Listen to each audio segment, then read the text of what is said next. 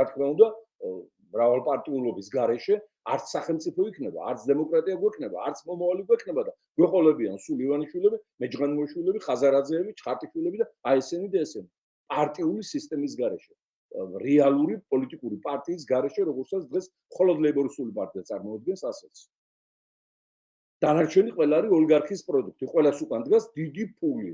ერთადერთი ჩვენს უკან არ დგას ფული, ჩვენს წინ დგას ხალხი და ჩვენს წინ დგას საქართველო და შემოწყნული ვართ სიყვარულით ჩვენი ხალხის და ჩვენი მომავლის მიმართ, მაგრამ არ დგას ეს ფული, მას შემოდის აი დახმარებები უდიდესი მადლობა ჩვენი საჭიროების 2%-ია მარტო. და თუ ეხლა ხელისუფლების და ივანიშვილის ოცნებას ავასრულებ და დაპარალიჩდება პარტია და რასაც დღემდე ვაკეთებთ, იმასაც ვერ გავაკეთებთ, ეს ნიშნავს ქვეყნის დამარცხებას. არა ლეიბორისტული პარტიის და შალვა ათელაშვილის.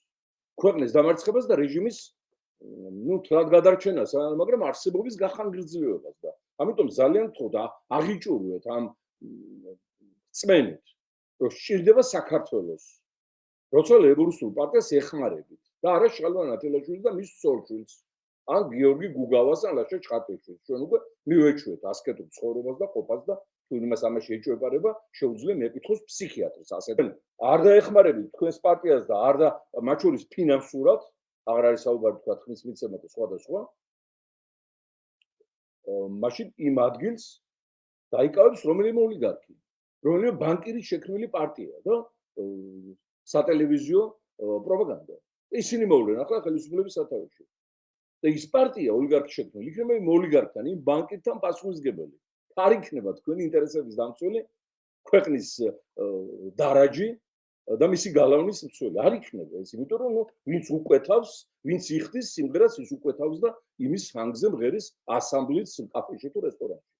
კიდევ გაუგზავნეთ 2 დღის უკან მსხვილ ბიზნეს 100 კომპანია ავერსიდან დაწყებული PSP, რა ვიცი, თუ კი რამეა მილიონების კეთებელი და უთხარით რომ პარტიების არსებობა ეს არის გარანტია თქვენი უსაფრთხოების პირველ რიგში. იმიტომ რომ ნებისმიერი ხელისუფლება, რომელიც ძალიან გაძლიერდება, პირველ რიგში მოუტრიალდება მათ.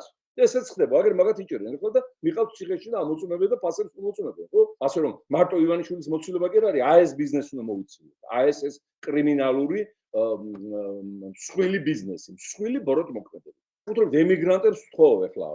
ეგეთ ქვეყნისთვის რაღაცა, როცა ეს ქვეყანა თქვენია და დაავადებულო რო ვიყო მონა და საქართველოს მედგას უღელი, ეს ყველას გვეხება, ყველა ქართველს. და არა მარტო ლეიბორისტულ პარტიას, შალვა ათელაშვილის ან კონკრეტულ ადამიანებს, ვინც გვეხმარებიან. არის 1 5 6 7 ადამიანი ემიგრაციაში, რომელიც